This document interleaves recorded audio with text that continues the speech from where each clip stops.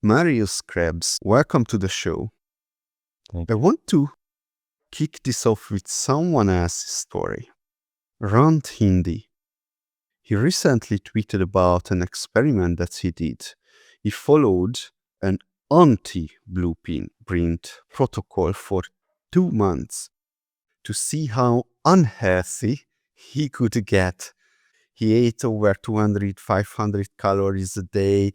He ordered food all the time, never cooked, drink alcohol multiple times a week, no workouts, no supplements, work from couch at home instead of proper desk, eat late dinner, go to bed not long after, go to bed late, wake up early, 6 hours sleep, eating pizza bread. Okay, his results are resting heart rate went from 44-51, heart rate variability down 25%, body weight up 7 lbs, which is something like 3 kilogram, body fat up 2%, testosterone crashed, CRP from 0.5 to 2.5, glycan age from 21 to 24, and pheno age went up by 4 years.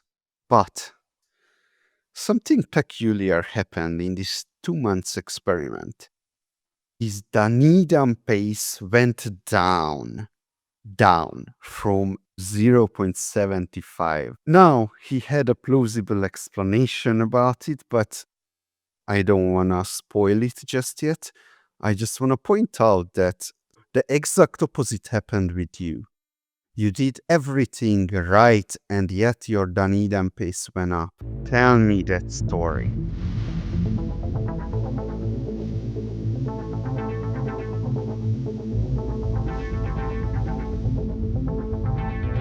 Thank you so much. What a great opener. And the guy you just described sounds a lot like myself in my early 20s. When I was in university, especially on the weeks where I hadn't have to study, I would follow a very similar protocol.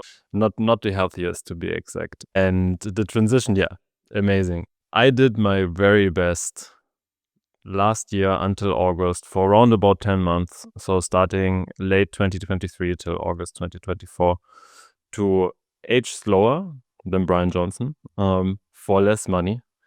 And I measured my duodenum pace 3 times, once at the start of the challenge, at the midpoint and the end, and followed a very strict protocol. It looked a lot like Brian Johnson's, but much cheaper and adjusted to my lifestyle, of course, and needs. And yeah, as you mentioned, my duodenum pace went up and significantly. How long was this protocol? How long did you do it? 10 months. So I started in November or October 2023, and it went until August in 2024. And that was, I had a budget of $10,000, and I wanted to do that for or see how long I can make this budget last to live as healthy as possible. And I mean, I did all the things that you would think would make you age slower. Yeah, so have a good morning routine, have good sleep, and my sleep actually improved over the period. Get my blood measured, do everything I could to enhance my markers. Have a fitness routine of 5 times a week, to sometimes even 6. In the beginning was 6 times a week, and then I decreased it to 5 times. I did yoga and meditation every morning. I ate vegan only for the first half of the challenge, and then I included on some protein again. But overall, very healthy lifestyle, at least on paper. The pace of aging didn't show that result yet, unfortunately. In the beginning, I had a pace of aging of 0.72, and then at the midpoint, it already went up to 0.7 to 0.9. Yeah, 0.9, that was it. And I was shocked. I didn't expect that result. And in the end, I did a pretty deep dive, and I think what I or could lead it down to, and that's also a thing, I mean, that I don't like so much about the duodenum pace, because it gives you only the sum of its parts, so to say. There is no clear indication what epigenetic markers have caused you to actually age faster. And so you need to do a lot of the homework to actually combine it with your blood test results, other results, your general well-being and feeling, mental stress and so on, and then paint your own story from it. And that's incredibly difficult, especially if you don't have an endless amount of time. Yeah, in sum, I led it back to a couple of things. The first one being I told you I included protein, animal protein from the midpoint on, and I especially ate a lot of salmon, like twice a week, and that led to already what's it called? Mercury poisoning. Mercury. Yeah. And then I ate a lot of greasy chicken, or at least chicken with the greasy parts. So we try to always use a whole chicken, and it has greasy parts, of course, and then cut it up, prepare it ourselves. And that had my cholesterol or ApoB markers go up. And I also got a omega-3 to omega-6 imbalance, which in itself also kind of tipped the scale. Or imbalance in what way? Like too much omega-6? Yes, exactly. So when you have too much omega-6, the way I understand it is that apparently omega-6, if you have too much of it, it blocks the benefits from the omega-3. And it doesn't really matter. How is that even possible when you were eating salmon? You just added the salmon there. That's a very good question. And I think this comes from both the fats in the chicken and in the salmon itself. And so the advice would be to rely much more on linseed oils, on chia seed oil, and try to reduce anything that has a high content of omega-6 fatty acids, so to say.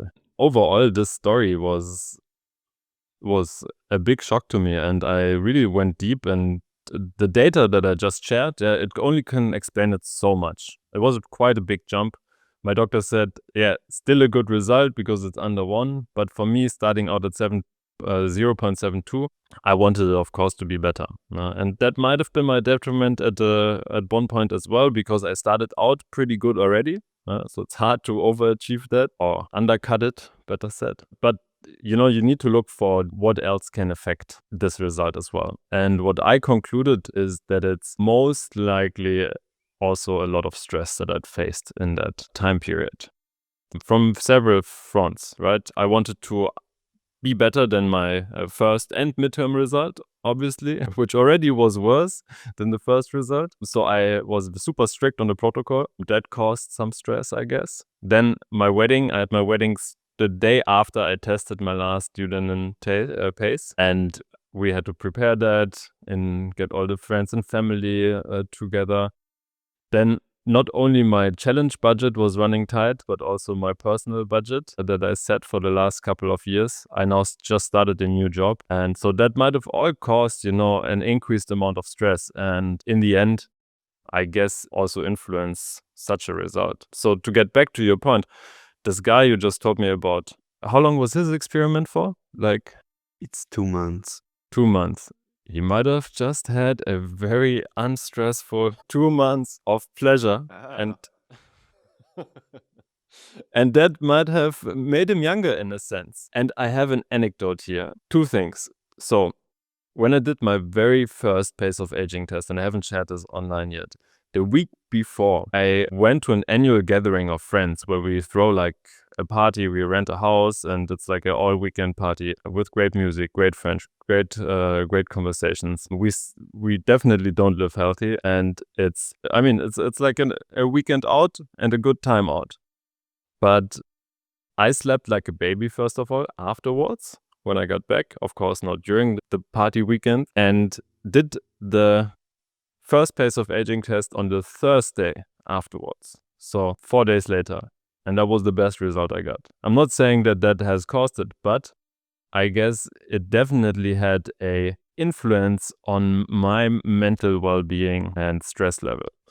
And to get back to that point and provide some more data to that point, and we need to be careful here. This is all observational data. I don't have any clear relation to that. When I really engage in a week of enjoyment and go out, maybe stay up late, don't abide by my protocol, I engage in some controlled madness, then get back. Obviously, I don't sleep that good on that day, and the data doesn't show it. But the day afterwards, my HRV always goes through the roof. I'm usually around 30, 40, something like that on a good day. But then it's likely to be like 100. My resting heart rate drops. I sleep like a baby. And then 2 days after the controlled madness, I feel amazing. And my data shows it as well. And I think, there's a big danger to over-perfect on executing your healthy lifestyle and missing out on actually enjoying what makes life great in a sense. The controlled madness. Do you take any, you know what's better question? Just tell me your last control madness story. What happened in that time? Yeah. Okay, the last controlled madness story. So it was my chronological birthday just a couple of weeks back, and I got a surprise party from my wife, and she surprised me, invited a bunch of my friends. I live in Frankfurt now. They all came from Berlin, very far away, and she sent me first off to the sauna and get a massage and so on. I went on my bike. I came back, and that was super relaxing. And I got back, and then all my friends were here. That was amazing. She surprised me with she prepared some tacos and some drinks, and we had some drinks. We let the day start. I don't smoke weed anymore, but it's very common, I guess. I stopped smoking in 2017 and smoking weed in 2020, end of 2020, yes. And that I'm very happy to get rid of, so to say. And then, the night started. We went to a restaurant, drank some more, and after that, we came back to my place and went out in the evening to a club to enjoy some good electronic music. And controlled madness means you need to leave when it's best, because when it's first of all, you control it then, and usually it doesn't get any better afterwards. Obviously when it's best. And that meant for us not staying to the club until like 8, 9, 10 in the morning. We like I did in my 20s, but leave it. I don't know. It was like 3:30, 4. We danced a bunch and then we went back home. Okay, well, I have so many questions. Let's just first close down with the rant in this story. So his hypothesis was that the need and pace is a lagging indicator. So it didn't show up because it was lagging, and possibly if he tests later, then it's gonna be bad.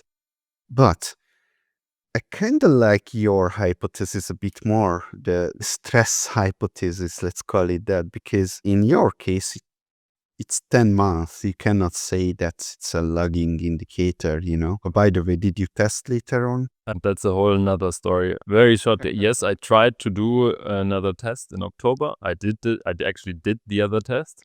I sent it in and it took ages to get back to me. And when it arrived, I got like a message. It didn't arrive, but they told me after asking 10 times, hey, sorry, your test failed. We couldn't do it for some reason. And they used up all the sample and they would provide me a replacement test, which sits right here. I'm still waiting to do it. I got a replacement, and that was in January when I got the message, and I just got the replacement test. So I will definitely do one more. That said, given how much money it costs, I don't think it's super worth it. I wouldn't if you don't want to compete in the Rejuvenation Olympics. Yeah, the prices increased, didn't it? It went up from 200 to 500, although they give you much more stuff now. But thank you for sharing. In Europe, by the way, or from my place, it takes about 2 months from posting my blood sample to get the results back. So I assume it's something similar for you. Don't know how it is for Americans, possibly better, but whatnot. Okay, so back to the stress hypothesis. That's actually something that many people are talking about from true diagnostic, like Ryan, one of the founder of True Diagnostic, he's saying that his Dunedin pace started to improve when he started to meditate, right? It really does seem that low stress does a higher Dunedin pace. Yes, the guy could achieve pretty low stress levels if he, well, I don't know. I mean, if you let yourself go completely, well, maybe you can achieve pretty good stress levels. Okay, so I kind of have a problem with stress. I don't quite know what it is. In fact, I'm so annoyed by this word stress that I read a book from the stress book from Robert Sapolsky, Why Zebras Don't Get Ulcers, and he of course talks about glucocorticoids and whatnot, and I just finished that book yesterday, right? And I was reading it for like half a year. But the thing is, I still don't understand stress, what can I do with it? Yeah, I mean, stress is multifaceted, and when you're not super aware, it's sometimes or often even very hard to catch. I have difficulties with it as well. Like when you're like very focused on one point, on doing something, delivering on something, you don't necessarily realize that you're stressed. And the data also doesn't always show it. And there's different kinds of stress as well. There's physical stress, there's mental stress, right? There's environmental stress, which then, of course, puts stress on your body or your system. And I guess the physical stress is something you can perceive easily, or not easily, but more easy. But the mental stress is hard to grasp sometimes. And also find you can get mentally exhausted in different ways, and then also mentally recover in different ways. And also then I think there's a difference between long-term stress and kind of the batteries it depletes versus short-term stress, mentally, both of them. And to me, it feels sometimes those are two different energy buckets, I would say. And to your point that meditation helps with that, I would agree, but it doesn't solve it fully. Like if you have like a stressful day, as if you don't meditate, I don't know, 1 to 2 hours, I don't think you'll be able to catch that up. At least in my experience. I do like 20 to 45 minutes a day, depending on the meditation I get. But still, like the stress of the day accumulates in a sense. And maybe you've heard it from friends as well. For me, it happens sometimes when I had a stressful period and I go on holiday. I tend to get sick within the first week or so. Once the body de-stresses, it kind of lets go and is like, okay, now we can release what we held back or whatever, It's weird observations, and it's not science, but in the end, on the frontier of biohacking, it's so far on the frontier that you have to rely on things beyond science, maybe even old proven wisdoms, your own experience, and see what works, what doesn't work. And science is a good guide, but it's not everything in my opinion. I mean, even in software development, it's a mathematician is not going to become a good software developer, because software developer is kind of like you're like talking to another person. You're doing it by intuition, and you just go at the code, and okay, you have some if-else and some logical problems to solve, but at the end of the day, you have to get shit done, and you have to try out a lot of things and see if it works.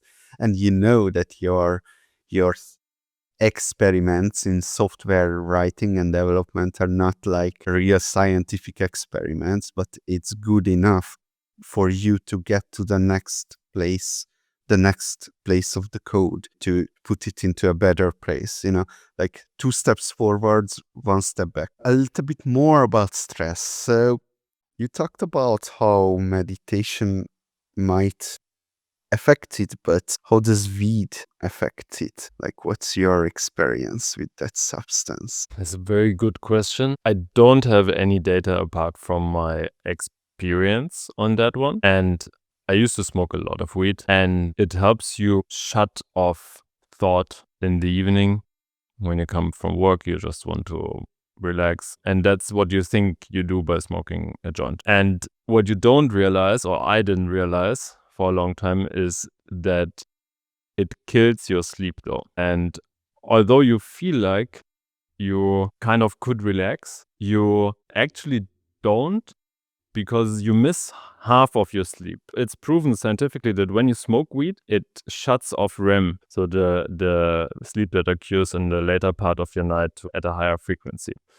And don't pin me down on that, but as far as I know, REM is essential to transferring your or clearing out your short-term memory, and that's also where dreaming occurs to an extended stage. And you might have heard from people that they don't dream anymore when they smoke weed. And for me, it was the case as well. And then when they stop smoking weed for a couple of days, they start dreaming intensively and get a lot of cold sweats and so on. And that's because the brain has some homework to do, so to say. And it just starts clearing out the short-term memory and sorting through it. And that's what causes those intensive dreams. That said, though, you can't catch up all of that. It's like you need that sleep for a good fresh mind in the morning. And in that sense, for close to a decade, I had a very high frequency of only getting one half of my sleep. And by the way, all those variables, they don't catch that because they run on algorithms that assume that REM sleep will occur, and they relate it to certain movement patterns and your pulse, heart rate, whatever. But they don't know about you smoking weed. So they don't catch that. And they might show that you have had amazing REM sleep, but in fact you didn't. And you would need to go to a sleep lab to actually figure that out and get that measured properly. And so yes, short term, it might seem, hey, this helps with stress, helps you fall asleep easy, all great. But then over the long term, not so much. And maybe a small anecdote here. A reason why I stopped is because I realized I don't actually like smoking weed. And that might sound strange. I liked the taste. I liked rolling marijuana cigarettes. And yeah, I guess in Europe we always mix it with tobacco, different to the States where they mostly smoke pure. And at one point I bought myself a vaporizer.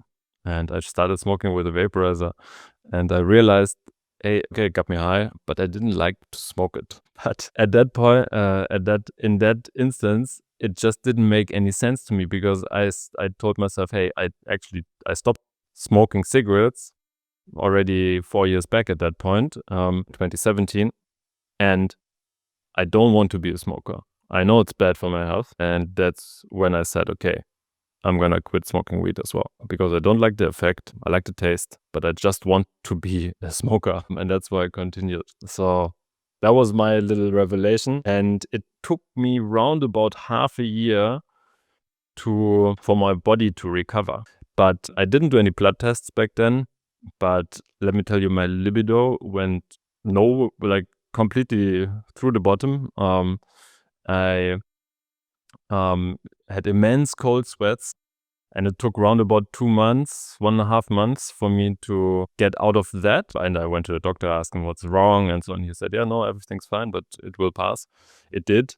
I relate that back to me quitting weed after an intense period. My sleep took pretty long to normalize, and only from February onwards, I started feeling a little bit more normal, and it took me round about till mid of the year to really regain complete clarity of my mind, because there was always a little bit of a mental fog that still remained. And I mean, it's just my observation, but for me, that was amazing. I started getting back my creativity. I started getting back my urges to get stuff done. And when you smoke a lot of weed, you do the bare minimum of what's needed to do of you, and everything else is like, oh, I can't be about that, let's relax. Weed does that to you. It's not the most productive drug, I would say. And in that sense, once I realized that, I said, I'm not gonna go back. The challenge back then was, okay, I'm gonna stop for a year and see what I feel like. But then after half a year, I was like, okay, I'm never gonna start again. On my very first 10-day meditation retreat, Vipassana, in the tradition of Goenka, I did that in 2016. I was still a smoker, and you cannot smoke there. you have to, like, they would notice and they would kick you out straight away. And so I locked my cigarettes together with my cell phone and my books. You cannot take anything. You're supposed to meditate only. Locked it away the first day. And I thought that will be hard. And on day 3 was the first time I was thinking of cigarettes after 3 full days, having nothing to do without other than meditation. And it wasn't because I was craving a cigarette. It was because I realized that I hadn't thought of cigarettes for 3 days. And that's the moment where I knew I'm not addicted. It's just a matter of my preferences, so to say. So if I choose to quit, I can quit. Question really is, am I choosing to quit? And at that point in my life, I didn't quit. I did that in Cambodia, that retreat, at the beginning of like a Southeast Asia trip for a couple of months. And on day 11, when we got out, I started smoking again. I was like, yeah, no, screw it. I'm gonna go on a backpacking trip. Of course, I'm gonna continue smoking. But at that point, the seed was sown that I wanted to quit smoking, and I knew I would do it also with another Vipassana meditation retreat the next year, or the next time I would go. And that's what I did. That time, not in Cambodia, not on a backpacking trip, but in a retreat center in Germany, and I quit then.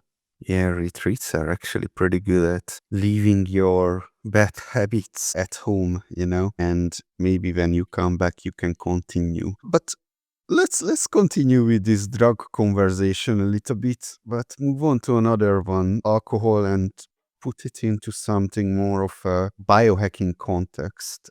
Have you ever heard about the Whoosh effect during dieting?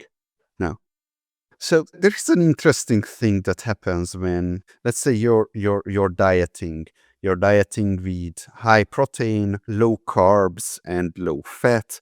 Of course, you're taking in a lot of fibers, like, I don't know, all kinds of vegetables, but it's low carb, low fat, high protein diet. And of course, you can imagine that you keep losing weight like crazy over time. Like, at the first few days, all the carbohydrate goes out of your system, right? After that, after a few weeks, something strange happens. Even though you're still losing, like, you're still burning a lot more energy than you're taking into, and you keep doing the diet, your weight doesn't change. Sometimes even it goes up a little bit. And people are trying to figure out what the heck is going on here, and why is that? Like, that the rules of physics says that energy in versus energy out, right? Like, what the heck? And sometimes, not sometimes, very often, you lose a lot of weight overnight. And that's the whoosh effect. It's like whoosh, a lot of weight goes out of your system for apparently no reason. What the heck is going on? And well, there are theories why this might happen. One theory is that the fat cells are holding on to water, like more and more water, and eventually just can't hold on to more, and whoosh, it goes down. But one thing that people found that they can make this whoosh effect happen is alcohol. Like, they drink alcohol, right? And the next day they lose weight. So that's that's an interesting way to utilize alcohol. Now, why am I bringing this up? Is because you said that you found your HRV to go up after 2 nights after you're drinking alcohol, right? You're not hangover anymore and your HRV go up.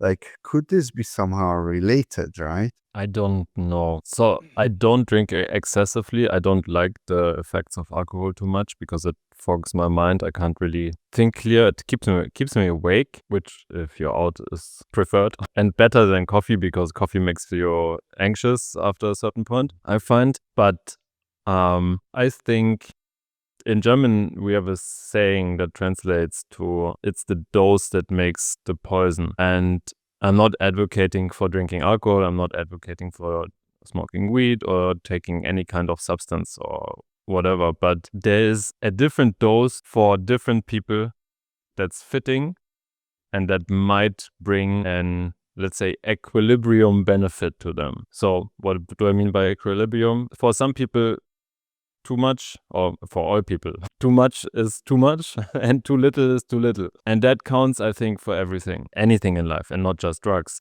Too much sport, not good for your body. You drink too much water, it goes to your heart, you die. You drink too little water, you dehydrate, you die. And I think this goes for anything, right? I'm not the first saying that. That's probably a lot of philosophers before me said that. And it's a balance.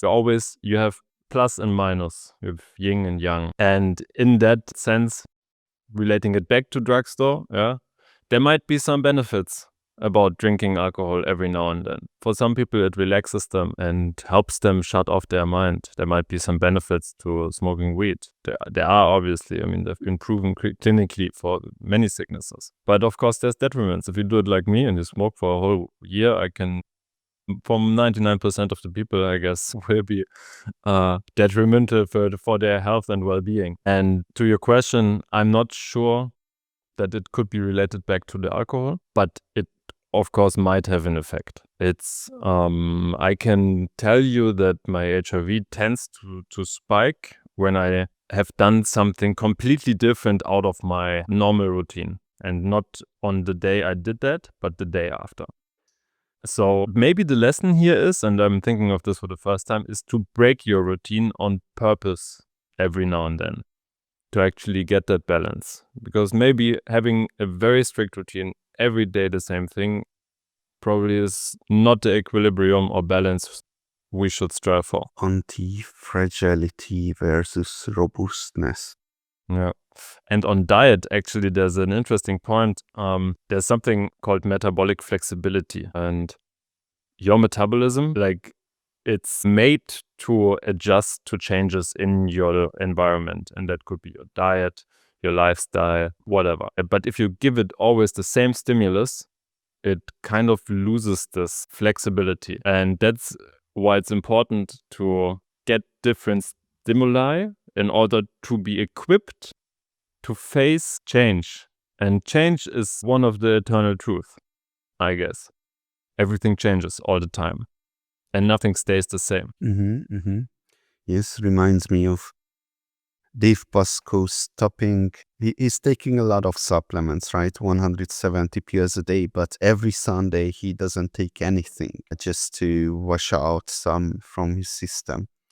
Anyhow, let's move on to your YouTube career. So you have very high quality YouTube videos, right? Marius's Fountains of Youth. Check it out, guys. Tell me, what's the story behind it? What's your vision with the YouTube channel that you have? Okay, I'm gonna give you the full story. I've got hyped about longevity when I read David Sinclair's book back in 2018, Lifespan, and that to me painted a vision that I got hyped about. Like the possibility to be able to postpone natural death, so to say, indefinitely, was just blew my mind. And the possibility that it might happen within our lifespans blew my mind even more. And so I was working for Amazon back then, selling the cloud to startups, and I also changed in a role then working with healthcare and life sciences startups, which kind of made that even this vision more concrete. And so I always wanted to found something, also because I come from a family where my father is an entrepreneur as well. And that those two things combined, my newfound passion for longevity and health span extension, as well as wanting to found something, then led me to really think about, okay, hey, what can I do in this space? And I did a lot of research, read some more on the topic, and I realized that it's a huge, that was in so after 2018, there's a huge gap in trust in the industry, because there have been a lot of charlatans around selling you the next best supplement, the next best skin cream against wrinkles. And I thought, okay, if you build something in the space, probably the VC route is not a route I would want to take. I think you need to build a community first and then build something on top of that community, with that community together. And I read a lot on somehow the story of Mozilla Firefox. crossed my desk somehow, and that fascinated me. Do you know that story? To an extent, yes, but please tell me. It was Netscape, and that got bought up, a huge company, and then a lot of the people left because they didn't see the purpose anymore in that, being or working. I don't know who bought them, but they wanted to do something more shared and open source. And they built a community. So it was basically a community, and who founded Mozilla Firefox. And it's still a community product that's being built by the community and progressed and so on and so on. And then that in itself fascinated me. So in that regard, I then said, okay, I guess building a community is the way forward for doing something in longevity. And yeah, that's when I decided, okay, I watched a lot of YouTube in my life. Just it used, or still is probably, I guess, one of the main channels where I educate myself about stuff. And that's when I said, hey, YouTube might be the right platform to do that. I'm more of an introvert, and I'm kind of have a little bit of stage fright. I don't like to speak in front groups. I never was the loud one within groups, but it felt like the right thing to do. I realized that in 19, but it took me another 3 years to make a proper plan, quit my job, and actually grow the balls to start a YouTube channel. And yeah, that's what I did. And little did I know, when I started in November 2022, November, I think, was my first video, November 2022. Shortly after, Brian Johnson went viral after the third video I posted or so. My first video had a pretty good resonance, like 5K views. The ones afterwards were not so good. That kind of, when I saw Brian Johnson, I was like, damn, this guy has pretty much a very similar idea to me. He didn't sell anything back then, right? It was all about building a movement and a community and so on. This guy has like a very similar vision, although I didn't agree necessarily with with everything he said or wrote. But has way more money to actually make this happen. And that's when I stopped posting for around about half a year, until I realized, okay, maybe it makes sense to piggyback on his success. And that's when I called out the challenge to kind of piggyback on his name. And it worked, in a sense. It's not huge at the moment, but it's growing. And I still want to grow this into a much bigger community, which is a lot of work. But I really burn for the topic. I don't know yet what is going to be grown together with this community. There's, of course, different things. I don't want to be the next YouTuber that just sells a supplement. I want to maintain trust, build trust in the first place, of course, and then really try to, once I start selling stuff, I want to make this super transparent. So one thing, when I started this challenge, Brian Johnson still didn't have any products. And I did a review of his philosophy and his approach in my very first video before I started the challenge, to see, I think it was called something, Can We Trust Brian Johnson? And back then my conclusion was, his intentions seem good, but we'll have to see what develops out of it. And I think what I said back then in another video, I think he should really be 100% transparent about what he does, what profits he's taking, how many products he's selling, and so on and so on. But now it kind of transformed into a money-driven venture. That's at least my perception from the outside, where a lot of the transparency is gone. And I'm not a fan of that anymore, I must say. So my vision for anything that I would like to do with growing a community is providing trust and providing transparency. And there's like the general advice among the business community is to not share everything. But I don't agree with that. I think it's from one of the Ray Dalio principles, the book, which is, maybe you know it. There's one of the principles is something in the regards of don't share everything, let them in the dark, something like that. Not 100% sure what it's called, but along those lines.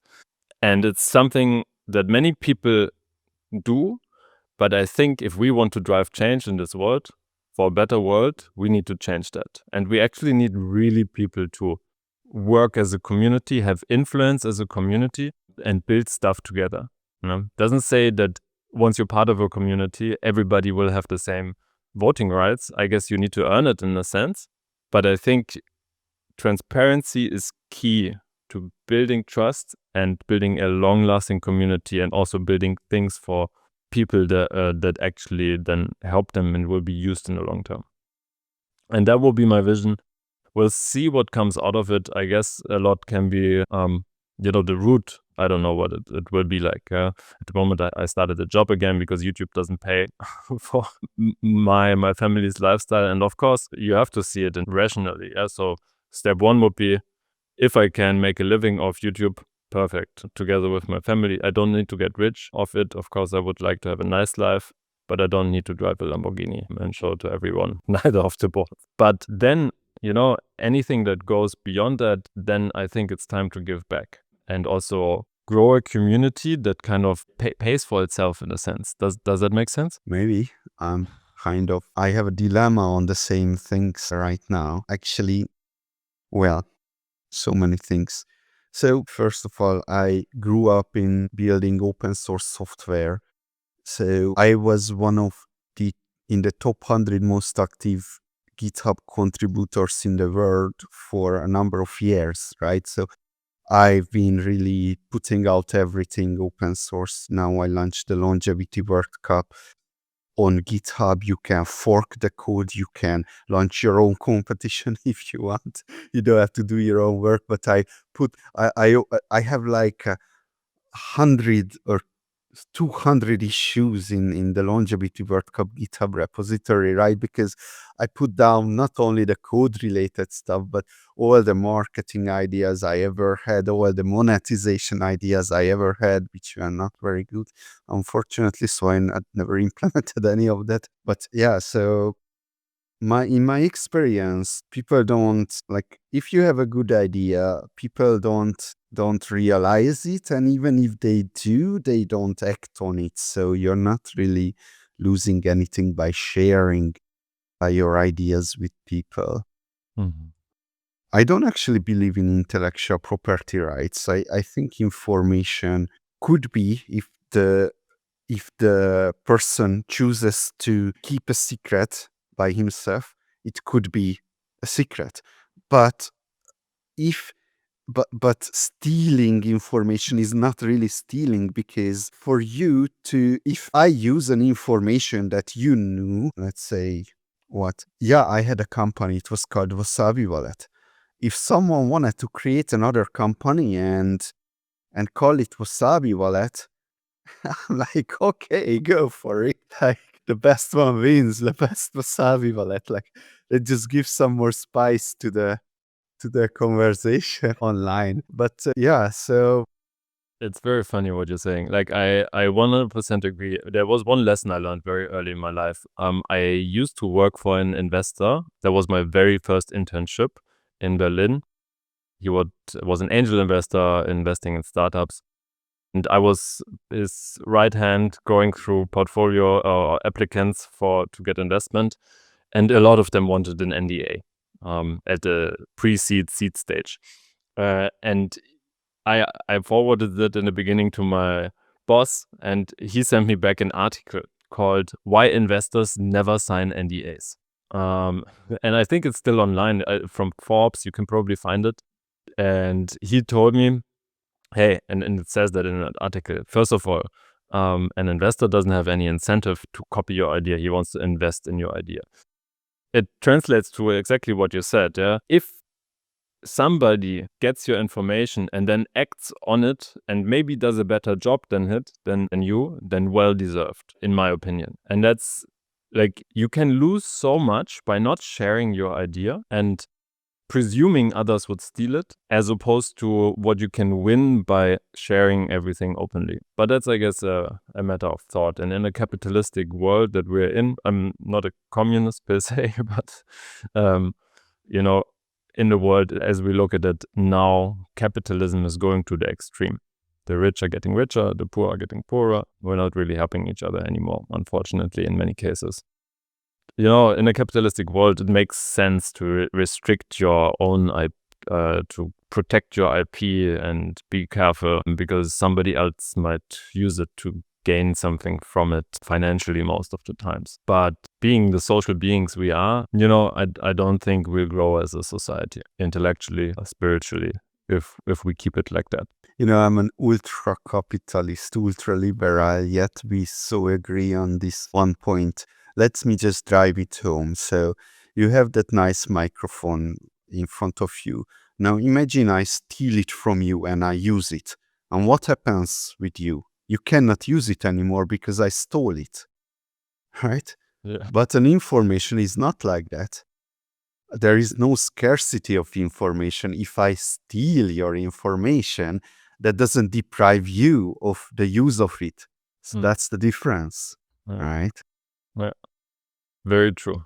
Very true. And I guess, knowledge sharing is one of the things that makes us human in a sense. And so if we restrict that, maybe we restrict our ability to be human in a sense. All right. I want to talk a bit more about Brian Johnson since we talked about NDAs here. Let me just tell you quickly my Brian Johnson story. A couple of years ago, of course, before he started selling stuff, although I don't mind his selling stuff now. But anyway, I was listening to him a lot. I really like his vision. I really liked some things that he did. And I really didn't care about some woo-woo stuff that he did. Okay, so I was a big fan. And I've even read his book, like that's how big fan I was. But after a while, I just stopped listening to him because he was not saying anything new. So, okay, so I chewed him up in a few months. Fine. But lately, I'm starting to be like really worried about what's going on there because I'm not listening to him anymore. And the things that I'm hearing back from other people are getting worse and worse. Like this whole NDA stuff. He's getting people who are close to him to sign an NDA. And then he goes out, he's doing it with his ex-wife, and then he goes out and talks shit about his ex-wife, right, publicly, right? While his ex-wife cannot react to that because she signed an NDA. Same about Oliver Zollman, who was on the show, by the way, first episode. Okay, Oliver Zollman, he was the chief scientist of Brian Johnson, and he of course signed an NDA. And like a year ago, he left Brian because he had disagreement about some how did he said something like, or exactly like, the Brian Johnson and True Diagnostic made the Rejuvenation Olympic unscientific. So anyway, but he's still not able to talk about things publicly, although he kind of does more than other people do. But Brian goes on social media and says stuff like, well, Oliver Zollman had mental health issues and he had to leave because of that. And of course, Oliver cannot react to that because of the NDAs. So I'm starting to see not just NDAs, but more and more of these patterns. And I'm now very conflicting on where should I put this Brian Johnson phenomenon in my mind due to recent developments. What's your thinking on that? Do you even know what I'm talking about here? I just learned of it recently. I'm not watching Brian Johnson's stuff anymore frequently. YouTube still tries to suggest it to me a lot, but I just get it in bits and pieces. The Oliver Zollman part, although in short, I know what you're talking about. The Oliver Zollman part I just learned recently, and it amazed me because I didn't realize he was gone. But somehow I was thinking recently, hey, where's this guy, by the way? And you never knew from it. Like there was no big fuss about it. There's a lot of shit being dug up. There's also one YouTuber, I forgot his name, who's doing a short, who did a short What I learned, Joseph Everett will. exactly on him recently. which is very funny because he says why Brian Johnson might be cake. But it's true, and a lot of points he mentions I saw and realized myself over the last year since he started selling his products. And it all started with the Blueprint 5000 study, which, by the way, I was admitted to, but I then didn't proceed. I bought the supplements, the full stack of him, because I was very curious to get it as a first one and then review it. But when I realized that he's using his newfound fame on social media to recruit people that are a fan of his philosophy that is so community based, and so we're here for each other, and I'm this rich guy who will help you live forever. That's at least what a lot of people think, I guess, without critically reflecting on him. And then he goes out and gives 5,000 people the opportunity to first procure the supplements. Okay, you have to pay for it. Okay, fair enough, you pay for it. But then he demands you to pay for your blood tests as well. And he gets to use all the data, which he never really published, by the way. I had a really hard time digesting that, because it destroyed a lot of the transparency and trust that he back then announced, so to say, and was spreading in the world. And I think that's really, it wasn't fair to the community. In my opinion, he should have given, if he wants that data, at least he should have given out those blood tests, and they cost, like, the highest package was like, I think 1,500 euros, something like that. I'm not sure 100% anymore, but it was expensive. And people invested that. Of course, they got the data for themselves as well, but they also gave it to him for free, basically, and even paid for it themselves. I find that, and then using that one for capitalistic purposes, it becoming all his IP, I'm having difficulty digesting that. Let me just ask you to pitch on low-hanging fruit biohack that makes a difference. So the rules are, it has to be easy to do, like brush your teeth every day, but make it more surprising. But it cannot be like, hey, exercise 3 times a day, because that's a lot of work and a lot of people don't want to do. So something simple that makes a difference, something like that. So my easiest thing to do was stop eating early in the day, like as early as you feel comfortable. I usually try to not eat after 3 p.m. and then I sleep much better. My resting heart rate goes down, my HRV goes up. But also, if I just have like a small dinner and then stop eating around 3-4 hours before going to bed, I also get like already 80% of the benefits. So that will be my tip. All right. What's one thing that you strongly believe to be the case, but very few people agree with you on? I have data to prove that, especially in the longevity community. So in my opinion, mind matters most. Already the Buddha said that. So longevity and a healthy life needs to start with a healthy mind. And a healthy mind has 2 aspects. First of all, you need to learn how to think healthily, to not have or to discover unhealthy thoughts and emotions and behaviors that don't help you. And then at the same time have the skill to actually do that. And that, what do I mean by that? It means your mind needs to be sharp enough. You need to have the awareness to catch yourself within or when those thoughts arise, or within the actions that are unwholesome, not driving you forward. And this is where meditation comes in, because meditation gives you 3 skills if you do it for an extended period of time. It gives you enhanced concentration, increased awareness, or mental sharpness, you could say, as well as more mental power.